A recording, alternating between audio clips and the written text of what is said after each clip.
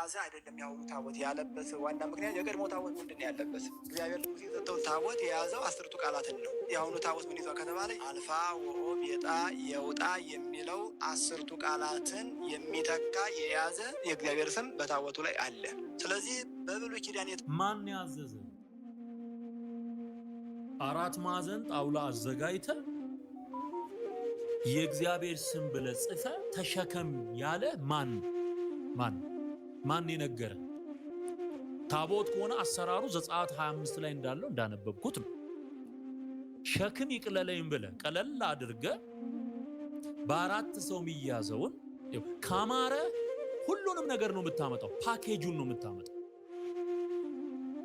የሚበልጠው ማን ነው? የእግዚአብሔር ስም ነው ወይስ 10ቱ ትእዛዛት ነው ብሎ ሊያነጻጽር ይሞክራል። የሐሰተኞች መገለጫ ነው። ባይዘው እንዴ ራሱ እግዚአብሔር አይደለም እንዴ 10ቱን ትእዛዛት በጣቱ ጽፎ ለሙሴ ሰጠው? የራሱ ስም እያለ ለምን እግዚአብሔር አልሰጠውም ታዲያ? እንግዲህ አንተ በጣም የገባ ትልቅ ሊቅ ከሆንክ እስቲ መልሰው ይሄን። የራሱ የእግዚአብሔር ስም እያለ ለምንድን ነው ታዲያ እግዚአብሔር ዘጸአት 25 ላይ ለሙሴ 10 ትእዛዝ ጽፎ ይሰጠው? ለምን ስሙን ለምን አልሰጠው? እሺ እሱ ስሙን ሳይሰጥ ሕግ ጽፎ ሰጣቸው። አንተ በአዲስ ኪዳን ስም ቀይረ የምትቀርጸው ቅርጽ ማን ስልጣን ሰጥቶ ነው? ማን አዘዘ? የትኛው መጽሐፍ ላይ ታዘዘ? የትኛው ሕግ ላይ እንዲያርገ ስራ ተብለ ታዘዘ? ፊሎሶፊ እኮ ቸርች መምራት አይችልም። ፊሎሶፊ። ሰላም ጤና ይስጥልን። እንዴት ቆያችሁ? ትዝታው እንግዲህ ያው ይሄ ረጅም ምላሱን በኦርቶዶክስ ላይ ሁሌም እንደዘረጋ ነው። ዛሬም እንግዲህ የተቆራረጡ ሀሳቦችን አቡነ ኤርሚያስ እንዲህ ብለዋል እንደዛ ብለዋል ብሎ ያው በታቦት ዙሪያ ላይ ብዙ ነገር ለማለት እየሞከረ ነው።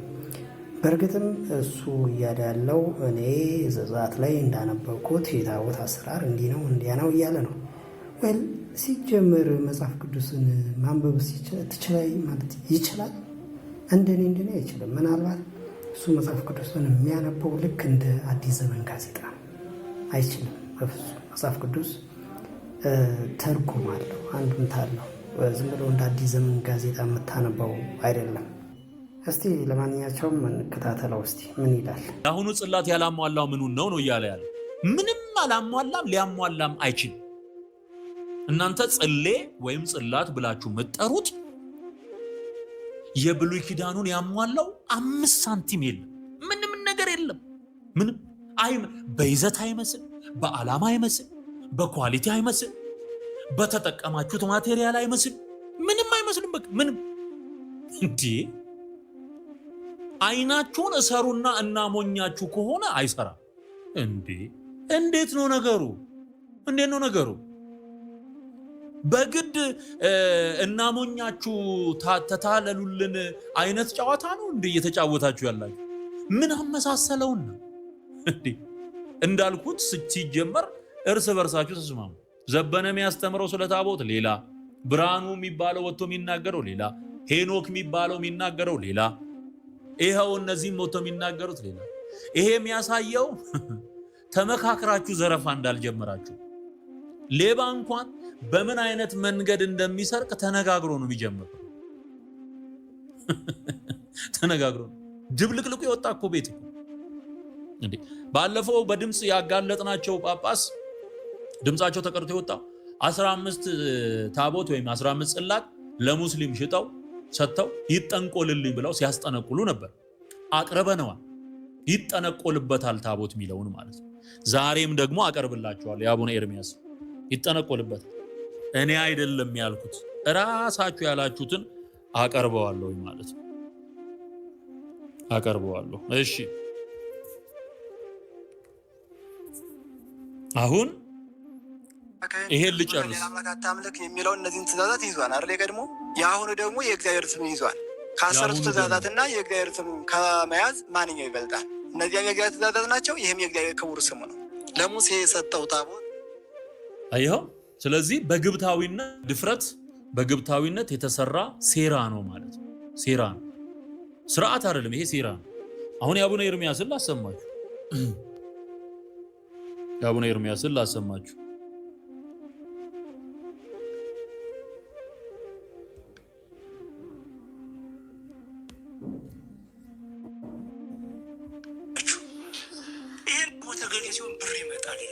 ስማ ጉድህን ስማ። የመውረዳችን ምልክት ማለት ነው። አንዳንዶቹ ደግሞ በግል እንደ ዓለም እንደ ሌላ ነገር ስማ ክፍልህ ገሌ ነው፣ ገሌን ብታስተክል ታቦተ ገሌ ቢገባ እንዴት ሆናል ይባላል። አስጠንቁሎም የሚያስቸግሩን አሉ። ስማ እንዴት ነው የምንሆነው? አባቶች እስኪ ፍረዱ። ምንድን ነው በደሉ? መዋቅሩ ምን በደል? ሌላው ይቀር ታቦተ ገሌ ሲሆን ብር ይመጣል ይላሉ። የመጀመሪያው ነጥብ ታቦተ ገሌ ሲሆን ብር ያመጣል። ንግድ እንግዲህ ከራሳቸው ከሰውየው አንደበት ነው የምትሰሙት። ኦኬ፣ ከሰውየው አንደበት ከጳጳሱ አንደበት ነው እየሰማችሁ ያላችሁት።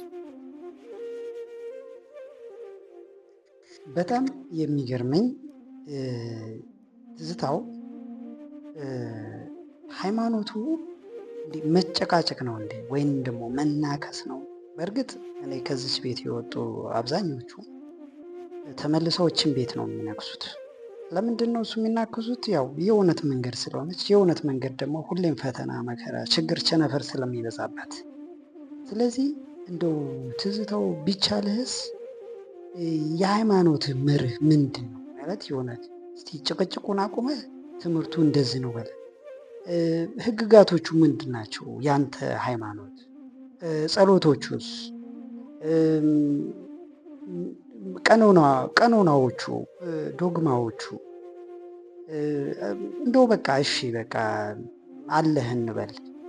ለመሆኑ ግን እንደው ይሄ ፋሲካ፣ ልደት፣ ጥምቀት፣ ስቅለት ምናምን የምንላቸው በኦርቶዶክስ አቆጣጠር የሚቀመሩ ናቸው እና እስቲ እነዛን ቆጥረህ ንገረን በአንተ ሃይማኖት ቀመር ማለት ነው። እና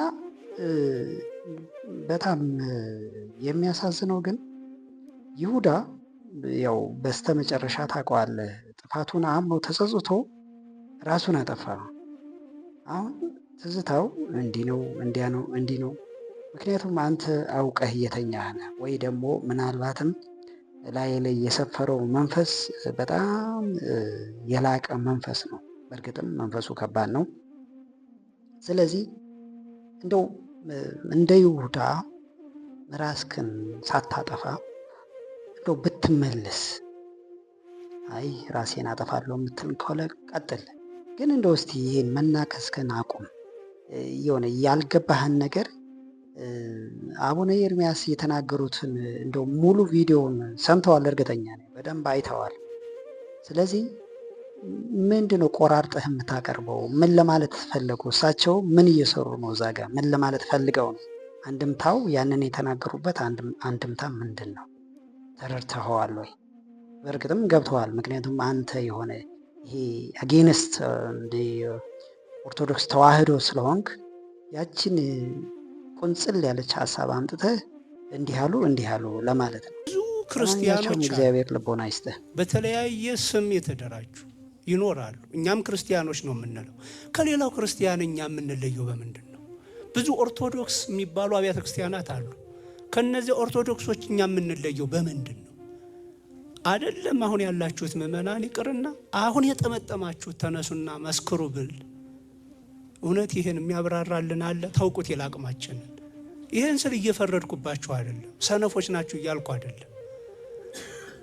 ያስገነዘባችሁ በዚህ ልክ ያደራጃችሁ የትምህርት ተቋም ስላልነበረ ነው። ግን በዚሁ መቀጠል አለበት ወይ ነው? በልማድ የአባቱ ነው መሄድ፣ በልማድ እኔን ያህል ንስሐ ልጅ አለኝ ብሎ መሄድ፣ በልማድ መቀደስ የት ያደርሰናል ብላችሁ ነው? ጽሌ ማለት ምንድን ነው? አሁን የማርያም ጽላት፣ የሚካኤል ጽላት፣ የገብርኤል ጽላት፣ የተክለ ሃይማኖት፣ በጥቅሉ የሰማዕታት፣ የመላእክት፣ የጻድቃን፣ የእመቤታችን ጽሌ ስንል ምን ማለታችን ነው?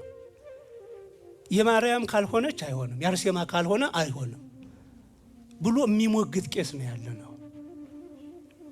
ግን ምንድነው የማርያም ጽሌ ማለት ብንለው ማብራሪያ የለው። አሁን የተቸገር ነው።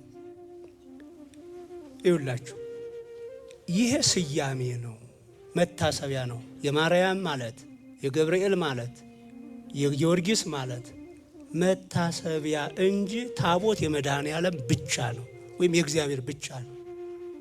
እየሰማችሁ ነው? የሚያድረው የእግዚአብሔር መለኮታዊ ኃይል ብቻ ነው። ቤተ ክርስቲያን ስንሰራ ይሄ ጊዮርጊስ ቤተ ክርስቲያን ነው፣ ይሄ ማርያም ቤተ ክርስቲያን ነው፣ ይሄ ሚካኤል ነው እንላለን። ማርያምን ለማምለክ አይደለም፣ ጊዮርጊስን ለማምለክ መታሰቢያ ነው።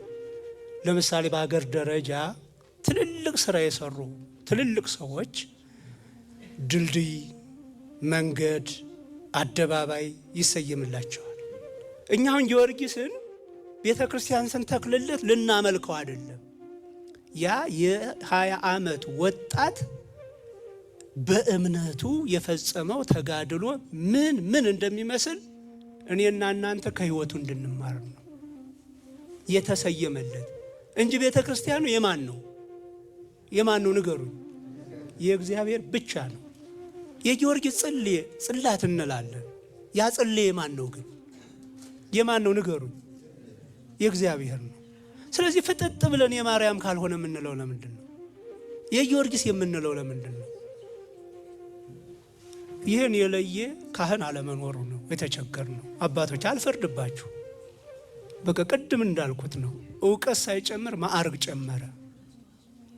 ዲያቆን እገሌ የተባላችሁ ቄስ ለመባል ምንም ሳትጨምሩ ቄስ እገሌ የተባላችሁ አለቀ እንጂ አሁን ይሄ እውነት ለእናንተ ሸክም ለእኔ ሸክም መሆን ነበረበት? ይሄ የቤት ስራ ሆኖ እናንተንና እኔን ማጉላላት ነበረበት? ስንት ልማት እያለ ስንት የሚቀድም ነገር እያለ ይህንን ችግር ታዲያ የምንፈታው ሁልጊዜ በፖሊስ አይደለም፣ ሁልጊዜ በፍርድ ቤት አልነበረም። ሀይ የሚል ምዕመን በመፍጠር ነው። ይሄ ነውር ነው፣ ስርዓት አይደለም የሚል ቄስ ዲያቆን ማፍራት ስንችል አንዳንዶች እኮ በጣም የሚገርም እኮ ነው። እገሌ ታቦት ከሆነ ብር ያመጣል ብለው የሚታገሉ አሉ። ታቦት እገሌ ሲሆን ብር ይመጣል ይላሉ። በቃ የመውረዳችን ምልክት ማለት ነው። አንዳንዶች ደግሞ በግል እንደ ዓለም እንደ ሌላ ነገር ክፍልህ እገሌ ነው፣ እገሌን ብታስተክል ታቦት እገሌ ቢገባ እንዲህ ትሆናለህ ይባላል። አስጠንቁሎም የሚያስቸግሩን አሉ። እንዴት ነው የምንሆነው? አባቶች እስኪ ፍረዱ። ምንድን ነው በደሉ? መዋቅሩ ምን በደል? ሌላው ይቀር አቶ ገሌ ተብለዋል። እስካሁን ይቀድሳሉ፣ እስካሁን ያሳልማሉ። እንደምሰማው በእነሱ እጅ ትቆርባላችሁ፣ ትሳለማላችሁ። ይህን የሚጸየፍ ካህን ምዕመን አልፈጠርንም ገና። እንግዲህ ዜር ያሳያችሁ። አቶ ተብሎ ሲቀድስ፣ አቶ ተብሎ መስቀል ይዞ ሲገኝ ለምን የሚል ምዕመን የለም።